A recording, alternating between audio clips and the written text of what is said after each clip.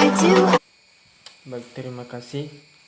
Perkenalkan, nama saya Juntri Berkadareva, NIM 1903 10041, kelas PJKR Reguler 3A.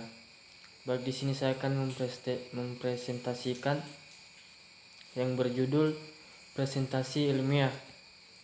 Apa itu presentasi ilmiah? Yang pertama, presentasi ilmiah merupakan kegiatan yang selalu dilakukan dalam kehidupan dunia ilmu. Kegiatan presentasi itu bermanfaat untuk menyebarkan informasi ilmiah, baik informasi penelitian dengan mempergunakan rujukan yang terpercaya maupun lebih banyak berlaku yang dilakukan oleh mahasiswa yang sedang menjalani kuliah. Para mahasiswa tersebut selalu berhubungan dengan dunia penelitian dan pencarian data yang memerlukan presentasi. Oleh sebab itu, presentasi ilmiah bagi mahasiswa merupakan kebutuhan pokok.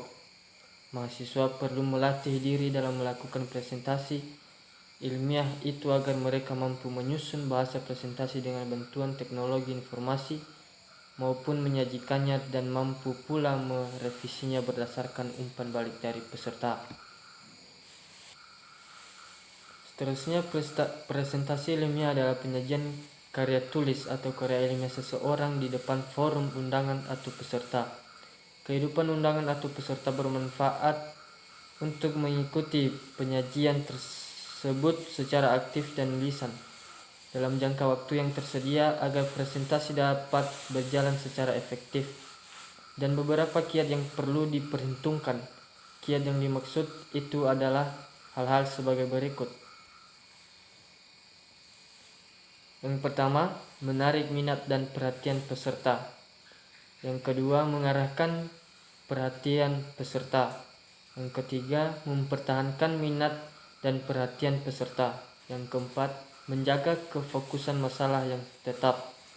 Yang kelima, menjaga etika atau kode etik presentasi. Tata tertib dan etika presentasi ilmiah.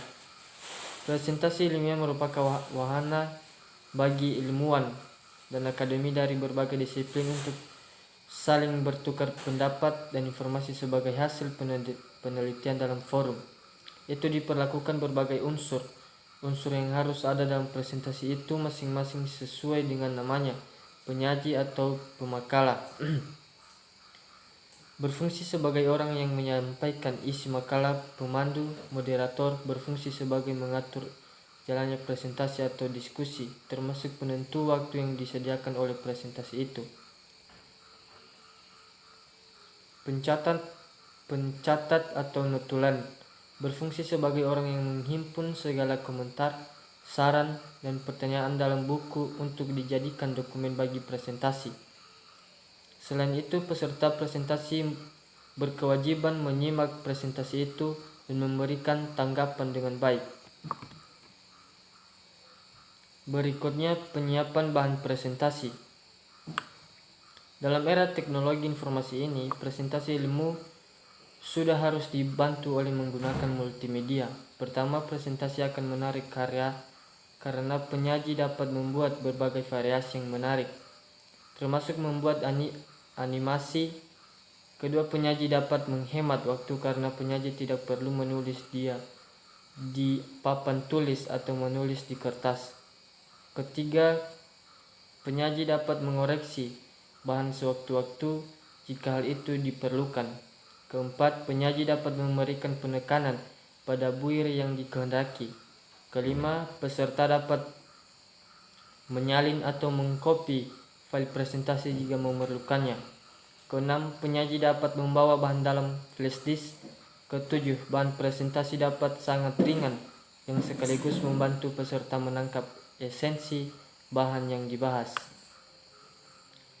Agar manfaat multimedia dapat dinikmati, presentasi multimedia perlu disiapkan dengan baik. Dalam menyiapkan presentasi multimedia, langkah-langkah yang dapat ditempuh adalah sebagai berikut. Yang pertama, tentukan butir-butir terpenting dari bahan yang dibahas. Penyebutan butir hendaknya tidak terlalu singkat, tetapi tidak boleh terlalu elaborat. tidak terlalu elaboratif karena elaboratif akan dilakukan secara lisan oleh penyaji. Yang kedua, atur butir-butir tersebut agar alur penyajian runtun dan runut atau koheren dan kohesif. Yang ketiga, ungkapan kerangka pikir makalah yang akan disajikan dalam diagram atau bagan alir untuk menunjukkan alur penalaran. Yang keempat, tuliskan semuanya dalam bentuk bingkai PowerPoint dengan ukuran huruf atau ukuran gambar yang memadai. Yang kelima, pilih rancangan salindia atau slide yang cocok termasuk kekontrasan, warna, dan animasi. Yang keenam, lakukan uji coba tayangan untuk memastikan bahwa semua bahan yang disajikan dalam ruangan yang tersedia. Yang ketujuh, cetak bahan untuk pegangan dalam penyajian. Berikutnya, pelaksanaan presentasi. Presentasi ilmiah pada intinya adalah pengomunikasian bahan ilmiah kepada peserta forum ilmiah. Dalam hal itu, berlaku beberapa prinsip komunikasi sebagai berikut. Yang pertama, mengurangi gangguan komunikasi secara antisipatif. A. Memastikan kecukupan pencahayaan dan ruang gerak. B. Memperhatikan tingkat kapasitas peserta ketika memiliki bahasa dan media. Berikutnya, menghindari kemungkinan multi tafsir ungkapan yang dipilih. Berikutnya, berpikir positif tentang peserta. Berikutnya, membuat peserta nyaman, merasa berterima, dihormati, dan dihargai. Berikutnya, mempertimbangkan budaya peserta. Berikutnya, bersifat terbuka terhadap sikap dan pendapat orang lain yang berbeda. Berikutnya, memastikan bahwa pakaian yang akan dipakai tetap pilihan dari segi situasi formal alam budaya yang ada. Berikutnya, memaksimalkan efektivitas dalam proses presentasi. Yang pertama, penyaji memastikan bahwa suaranya dapat didengar oleh semua peserta. Berikutnya, penyaji memastikan bahwa penyaji dapat melihat semua peserta.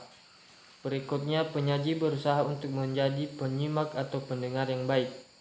Berikutnya, penyaji mendorong peserta untuk aktif terlibat dalam presentasi. Berikutnya, penyaji merespon peserta pada kebutuhan peserta tersebut. Yang terakhir, penyaji menggunakan media yang menarik dan efektif. Baik, sekian presentasi dari saya. Semoga jika ada kata-kata yang salah mohon dimaafkan. Terima kasih.